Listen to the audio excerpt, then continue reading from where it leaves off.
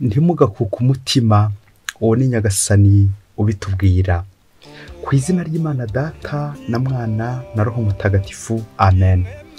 Amahoro bana b'Imana, nimuhumure, Imana iradukunda, ije kudukiza kuri uyu wa gatanu w'icyumweru cya kane cya Pasika, tariki 26 Mata 2024. Isomo rya mbere ryo mu gitabo cy'ibyakozwe n'intumwa, umutwe wa 13 umurongo 26 kugeza ku 33. Mu isengero ry'Antiyokiya ho muri Pisidiya, Pawulo araterura ati: bavandimwe, mwaba urubyaro rwa Aburahamu cyangwa se mwaba batinya Imana, iri jambo ry'umukiro nimwe ryohererejwe. Koko rero abaturage b'i Yerusalemu n'abatware babo birengagije Yesu, maze mu kumucira urubanza barangiza batyo ibyo abahanuzi bavuze bisomwa kuri buri sabato. Nubwo batabonye impamvu n'imwe yo kumwicisha, basaba Pilato ngo amwice. Bamaze kurangiza ibyari byaramwanditsweho byose, bamumanura ku musaraba maze bamushyira mu mva. Ariko Imana yamuzuye mu bapfuye, amara iminsi myinshi abonekera abari barazamukanye nawe kuva mu Galileya kugera i Yerusalemu, ari nabo bahamya babyo muri rubanda kugeza na n'ubu. Natwe rero turabamenyesha iyo nkuru nziza. Iryo sezerano Imana yagiranye n'abasokuruza bacu yararidusoreje twebwe abana babo, igihe yazuraga Yezu nk'uko byanditswe muri Zaburi ya 2 ngo: uri umwana wanjye nakwibyariye uyu munsi. Iryo ni ijambo ry'Imana. Zaburi ni ya 2. Mana ihoraho, umwana wawe yazutse, naguhesha ikuzo. Niki gituma amahanga asakabaka n'imiryango ikajujura ibitagira shinge? Uhora arambwiye ati: uri umwana wanjye, njyewe uyu munsi nakwibyariye. Binsabe maze nguhe amahanga abe umunani wawe, n'impera z'isi zibe ubukonde bwawe. Uzabimenaguza inkoni y'icyuma, ubajanjagure nk'urwabya rw'umubumbyi. None rero bami, nimwumvireho, namwe bacamanza b'isi mwisubireho. Nimukeze uhoraho mumufitiye icyubahiro, mupfukamire umwana we mudagadwa. Mana ihoraho, umwana wawe wazutse naguhesha ikuzo. Nyagasani Yesu nabane namwe. Amagambo mu Ivanjili ntagatifu kwanditswe na Yohani, umutwe wa 14 umurongo wa 1 kugeza ku wa 6. Muri icyo gihe Yesu agiye kuva kuri isi ngo asange se, abwira abigishwa bati: ntimugakuke umutima, nimwemere Imana nanjye munyemere. Mu nzu ya Data hari ibyicaro byinshi, iyo bitaba ibyo mba narebabwiye. Ubu ngiye kubategurira umwanya. Nimumara kugenda nkabategurira umwanya, nzagaruka mbajyane hamwe nanjye, kugira ngo aho ndi namwe abariho muba. Aho ngiye murahazi n'inzira yaho murayizi. Tomasi aramusubiza ati: Nyagasani, twe tutazi aho ugiye, ukabona ko twamenya inzira dute? Yesu aramusubiza ati: ninjye nzira n'ukuri n'ubugingo, ntawe ugera kuri Data atanyuzeho. Iyo ni Ivanjili ntagatifu. Ninjye nzira, ukuri n'ubugingo, ntawe ugera kuri Data atanyuzeho. Amen, amen, amen. Urakoze Yezu Kristo kuduhumuriza, urakoze Yezu Kristo guhura natwe kugira ngo uduhumurize maze duhuze nawe. Umunyarwanda ati: aryoha asubiwemo. N'umufaransa nawe ati: la répétition est la mère de la science. Ibyo bintu byose nibiza bitwereka uburyohe bwo gusubiramo ibintu, cyane cyane yari byiza. Nanjye rero hari ibintu byiza ngiye gusubiramo, nawe uraza guhita wumva ko ari byiza. Akantu umubyeyi ugacaho uturongo 3 ku ntangiriro. Abahanga mu gusesengura Bibiliya bemeza ko ijambo humura ngo rigaruka inshuro 365 bingana nanone n'iminsi 365 igize umwaka. Bishatse kuvuga nanone ko Imana iduhumuriza buri munsi. Iryo jambo ariko ngo rikaba rigaruka ku buryo butandukanye, a plusieurs variétés, kugira ngo Nyagasani abane natwe akomeze kuduhumuriza, kuko hari ibintu muri ino si biduhungabanya byinshi, ariko Nyagasani akaza buri munsi kuduhumuriza. Humura buri munsi, buri munsi humura. Iryo jambo rero humura rigaruka ku buryo bwinshi. Nimugira amahoro, yandamukanye Yezu Kristo wazutse. Amahoro, humura, komera, witinya, wigira ubwoba. Ntimugakuke umutima, nimwemere, nimukomere, ntimugahungabane. humura turi kumwe ndagutabara, nimwizere Imana, nimwiringire Imana, uwiringiye Imana nimukomere ku Mana. N'andi magambo menshi cyane agenda agaruka kuri ubwo buryo bwose aduhumuriza buri wese no mu nguni arimo, ati nimuhumure, kuko iyi si irimo ibibazo byinshi cyane. Nyagasani ataduhaye igisubizo aduhumuriza twapfa ntago twabaho. Niyo mpamvu Nyagasani akora 24 kuri 24 agira ngo tutaza guhungabana, agira ngo hatagira ikiduhutaza. Nuko akagenda akomakoba hirya no hino ati humura, genda, wibabara, wishavura. N'andi magambo Yesu adahwema kugenda twongorera, cyane cyane igihe tugeze ahakomeye. Nawe rero iri jambo ry'umukiro niho Nyagasani agiye kuribwira uno munsi, ari nayo ntego remezo tugiye kugenderaho, igira iti ntimugakuke umutima. Mugore, niba wegeranye n'umugabo wawe, umugabo niba wegeranye n'umugore wawe, abana bawe, ababyeyi bawe, babwira uti ntimugakuke umutima, nimuhumure, nimugire amahoro. Iyo ndamukanyo yuzuye ineza y'Imana, yuzuye umukiro w'Imana, naho bari uvuga. Mubyeyi, niba uri mu bantu bakura abandi umutima, inyigisho niwe yagenewe. Niba uri mu bantu bavuga nabi, amagambo atameshe, amagambo akura abantu umutima, Yesu niwe yifuza gutambukaho. Niba uri mu bantu bahungabanye kubera kubwirwa nabi, kubera gutonganywa, kubera guserereza, kubera gutotezwa, Yesu arifuza kuguhumuriza nawe. Nguko ko nawe Yesu agiye kukugenzereza. Yesu namara kuguhumuriza muri aka kanya, nawe hacura iki ngo ugenzereze abandi neza, ubabwire neza uti ntimugakuke umutima. Ngingo remezo igiye guturanga uno munsi. Ibyanditswe bitagatifu twazirikanye no munsi, harimo ingero ebyiri z'abantu bagiye kuduhumuriza, ni Pawulo ndetse na Yesu.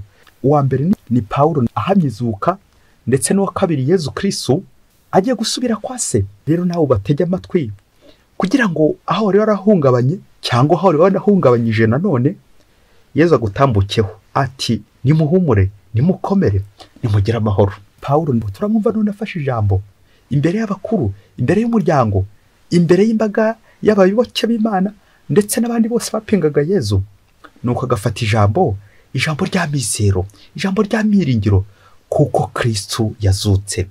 Ubundi kuba turi ahangaha turi kuvuga Yesu muri aka kanya, nuko Yesu yazutse. Yesu atakiza kuba yarazutse, ntabwo twari kuba turi ahangaha kuri buri munsi, ntabwo iri humure twari kuba turifite.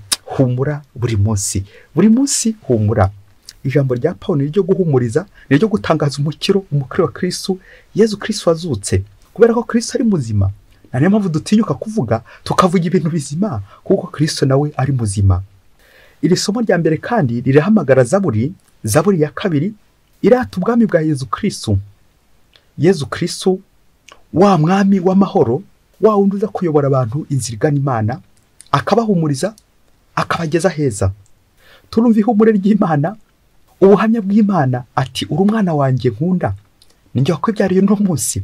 Nta rindi humure nk'iryo nko kumva ufite umubyeyi. Nta humure ryabaho nko kumva ufite ugusigasiye, nko kumva ufite ugushyigikiye, uguhumuriza ukuri hafi, umubyeyi wawe. Ubwo ni ubwoko bw'ihumure. Nawe rero kimwe na Pawulo uri Antiyokiya, ari imbere imbaga ihungabanye, imbaga yabuze ukwizera ndetse no kwemera, nuko akayihumuriza ahereka uburyo Yesu Kristo yazutse, uburyo ari muzima. Nawe aho ugeze, ari mu rugo rwawe, aho uba, ku kazi, ibyo ukora mu nzira, nawe urangwe n'ihumure kandi uhumurize nawe muhuye. Ivanjiri uyu munsi turabamo urugero rwiza rw'ihumure, urugero rwa Yesu Kristo. Ubwo amaze kuzuka, mu gihe agiye gusubira mu ijuru, abonye ko intumwa ze zizasigara mu kangaratete, zizasigara n'ibibazo. Ijambo rya mbere ahereyeho ati ntimugakuke umutima, nimwemere Imana nanjye munyemere. Yesu Kristo ari imbere yabo, ntiyirengagije ibibazo bagiye kuzahura nabyo, harimo itotezwa, kwishwa, agahinda n'ibindi byinshi cyane. Intumwa rero zizasigarana ibibazo. Niyo mpamvu Yesu Kristo afashe iya mbere kugira ngo abahumurize. Aho Yesu Kristo aza gusoreza, wumve neza, ibibazo bya hano ku isi bizahoraho, agahinda kazahora hano ku isi, uburwayi, ibitotezo n'ibindi byinshi cyane bidukura umutima. Ariko iyo twitoje guhumurirwa na Nyagasani, tukitoza kwakira ihumure rya Nyagasani ntacyo tuba. Ibyo byose bishobora no kuza turi hano ku isi, ariko hari akandi ka kabiri Yezu Kristo ashaka kutuganishaho, ijuru.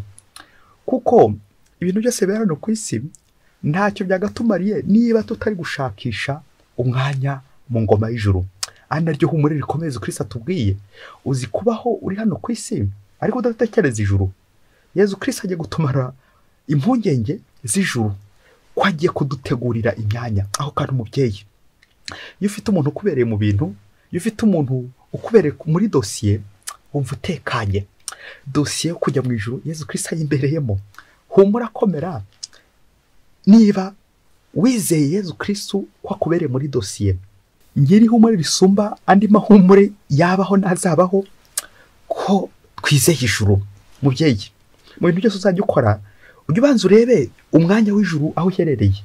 Urebe niba nawe uri mu Yezu Kristo yagiye gutegurira imyanya y'ijuru. Ntugakuke umutima rero. Nuhura n'ibibazo hano ku isi, ibigeragezo, ibitotezo, uburwayi bwaburiwe umuti, ibibazo byaburiwe ibisubizo, ntugacike intege. Humura, komera, ntukagire ubwoba. Niba uri kumwe na Yezu Kristo. Ariko nyuma y'uko Yezu Kristo abona ibibazo bizaza ku ntumwa ze, nyuma y'uko agiye, aratangira arabahumuriza. Na nyuma y'uko agiye mu ijuru bazakomeza bagira ibibazo, ariko arabizeza icyo kintu gikomeye cy'ubwami bw'ijuru, ko azagaruka akabajyana. Kumva Yezu Kristo anyizeza kwemera ijambo rya Yezu Kristo, kuko Kristo ari we nzira, ukuri n'ubugingo. Ngaho ngomba kwemera nanjye nongere amizero muri Nyagasani, ihumure rya Nyagasani. Ese mu Kristo muvandimwe, neho ujya uvoma ihumure mu ngoro y'Imana uracyajyamo, mu kiliziya, mu rusengero, kugira ngo uhure na Yezu Kristo, ubundi aguhumurize, uhumure, ugire impumuro ya Yezu Kristo? Ni hehe ujya uvomera? Ni hehe ujya uhumuririzwa? Ubuzima bwacu burimo ibibazo byinshi. Ubuzima bwacu hano ku isi burimo itotezwa, burimo agahinda, burimo akarengane, burimo ishavu. Ntacyo dushobora kwigezaho niba tudahumurijwe na Nyagasani. Ntimugakuke umutima. Nyuma yo kumva ihumure rya Yezu Kristo, nawe urumva nimwe ati ntimugakuke umutima. Ngo umunsi umwe hirya kure cyane muri Afurika, ngo umugabo mu rugo rwe ngo arafite abana n'umugore, ariko uwo mugabo ngo akaba yarabahutazaga igihe cyose, amagambo bahutaza, amagambo abahungabanya.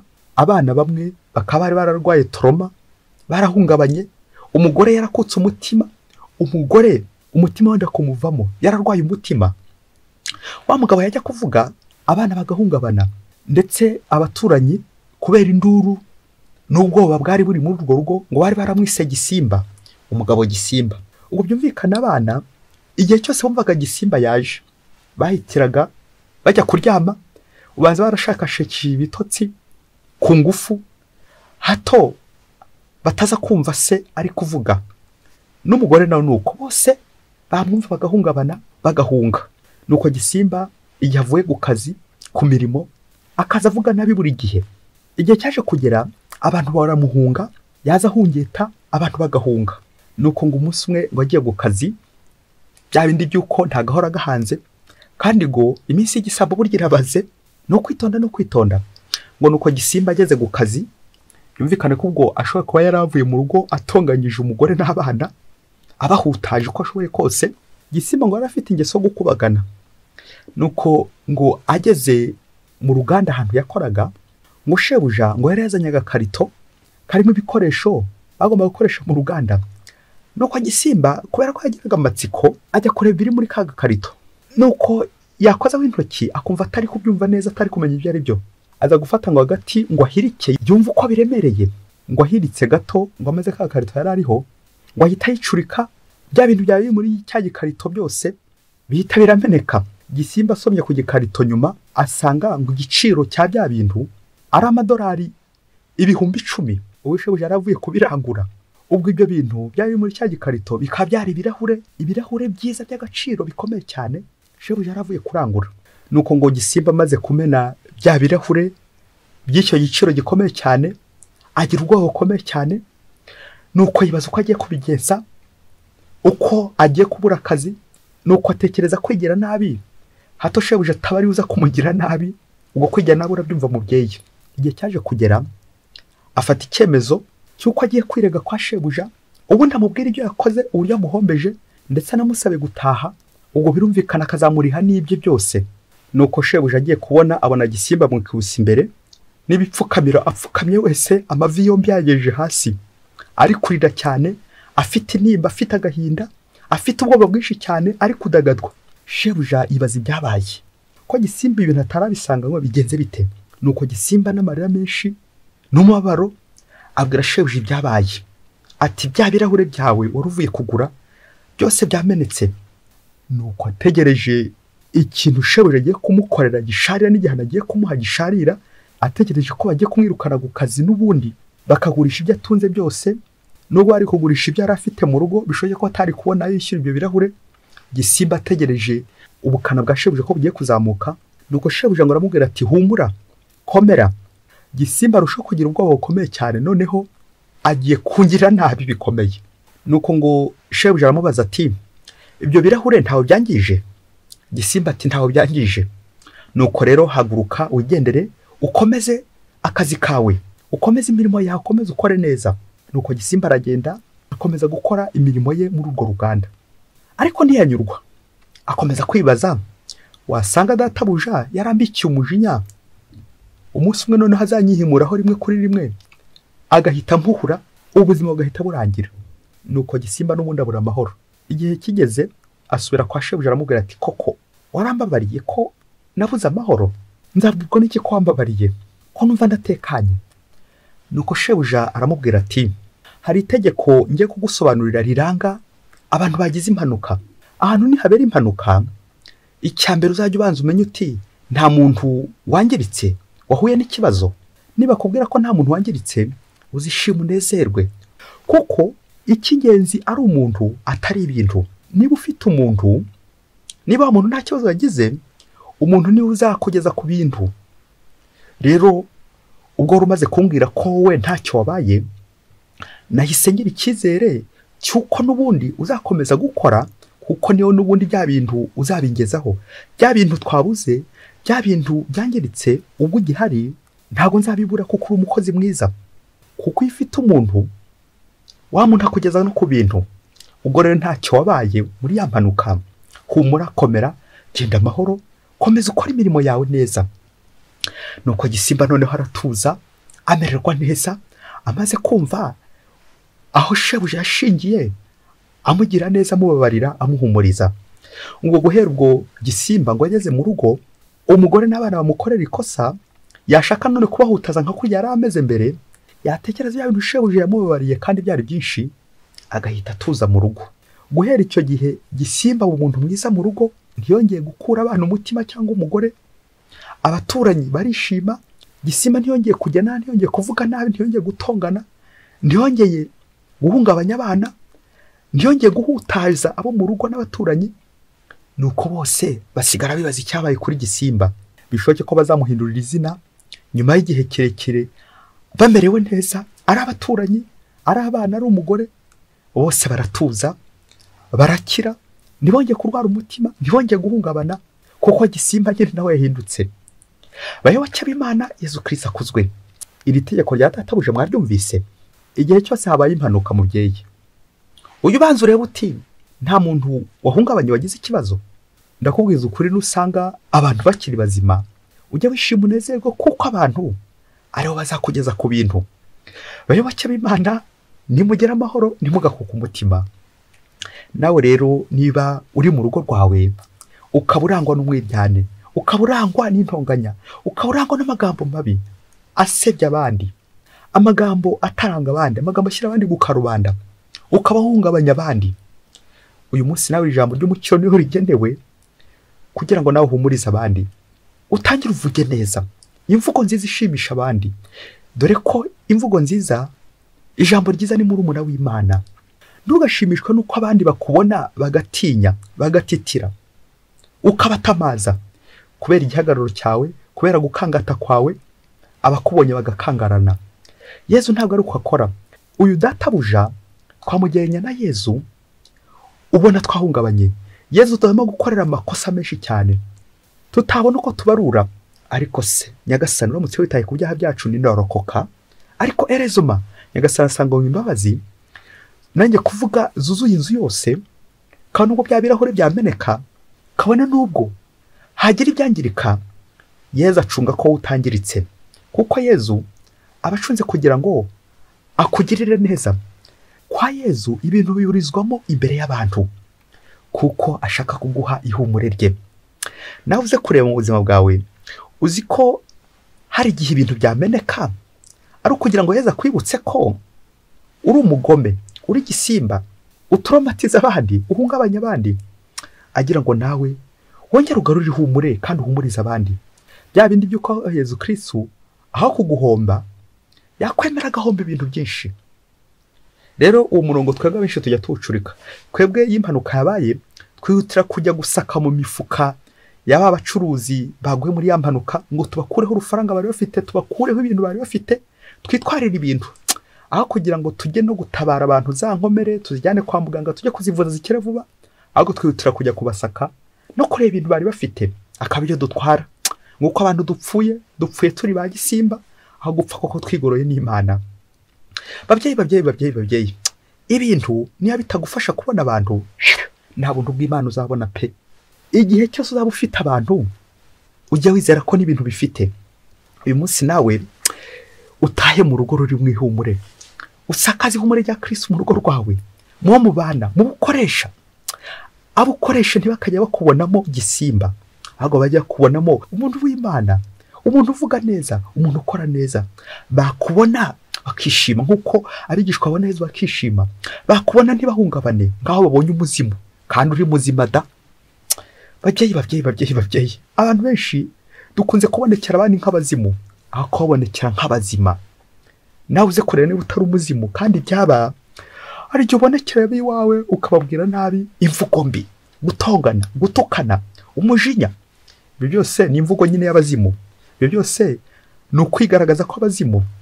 Igihe cyose uri muzima ugomba kuvuga nyine ijambo rizima, ugakora ibintu bizima, ukirinda ubusimba, ahubwo ugakora nyine ibintu by'abantu bafite ubwenge, bafite umutima. Ntugakura abandi umutima. Hari abagabo benshi bakuye abagore babo imitima, hari ababyeyi benshi bakuye abana babo imitima, hari n'abana bahungabanya ababyeyi babo, kandi byaba ntukabe muri abo mubyeyi, ahubwo we mubahumuriza abandi, nk'uko Yezu naguhumuriza buri munsi. Ngiye nanone ishene yacu ya buri munsi guhumuriza, kuko tuzirikana ko Yezu Kristo ntago asiba kuduhumuriza. Nawe rero aho ugeze uhumuriza abandi, ugumane na Yezu, ugumane ihumure rya Yezu Kristo, ubwire uwo mwegeranye uti humura. Yezu azageza gukubwira mu isengesho, akwereke umuntu ubabaye, akwereke umuntu wabuze uko agira, akwereke umuntu ugiye kuburara. Nawe rero iryo jwi rya Yezu niri kugeraho, nawe ujye ureba abo uhumuriza mu buzima, kuko nawe Yezu yaraguhumurije igihe kirekire, Yezu yakubitse igihe kirekire, Yezu yakurinze igihe kirekire, Yezu yagukijije igihe kirekire.